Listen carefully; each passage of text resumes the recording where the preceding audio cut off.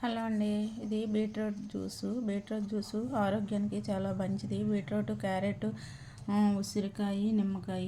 చూడండి, ఏంటంటే beetroot, carrot, ఉసిరికాయ మిక్స్ చేసేసుకోవాలి. మిక్స్ చేసేసుకున్న తర్వాత చక్కగా వాటర్ వేసి కలిపేసి వడకట్టుకున్న తర్వాత మనం కొంచెం తేనె వేసుకొని నిమ్మకాయ పిండుకొని తాగేయడమే. దీంట్లోని పంచదార అది వేసుకోకూడదు. వేసుకుంటే తాగలేకపోతే బెల్లం వేసుకోండి కొంచెం. అది ఐస్ వాటర్ కూడా వేసుకోకండి, ఎందుకంటే నిమ్మది ఉన్నవాళ్ళు వీళ్ళకి తాగకూడదు.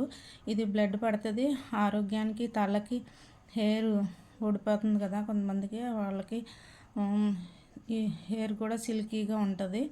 ఎందుకంటే మనం ఉసిరికాయ ఇవన్నీ వాడుతున్నాం కదా. బ్లడ్ రక్తహీనత బాధపడే వాళ్ళు కూడా దీన్ని వాడితే చాలా మంచిది. చక్కగా రక్తం పడుతుంది, బ్లడ్ పడుతుంది. ఒకసారి మీరు కూడా ఇట్లా ట్రై చేయండి. ఇలాగ ఒక స్పూన్ నెయ్యి వేసుకొని చక్కగా కలిపేసుకొని మనం తాగేయడమే. చూసారా ఎంత ఇదిగా ఉందో, హెల్తీగా. పొద్దుటే పరగడుపుని మొహం కడుక్కునేక తాగండి.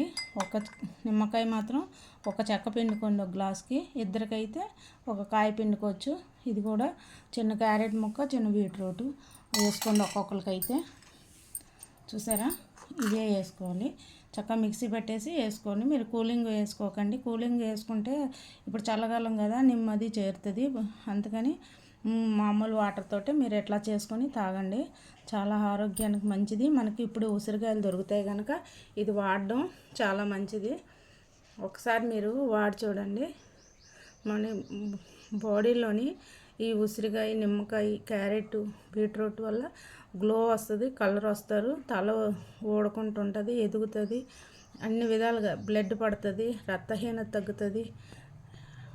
ఎన్నో విలువైన పోషకాలు ఉన్నాయి కనుక మార్నింగే ఇది తీసుకోండి.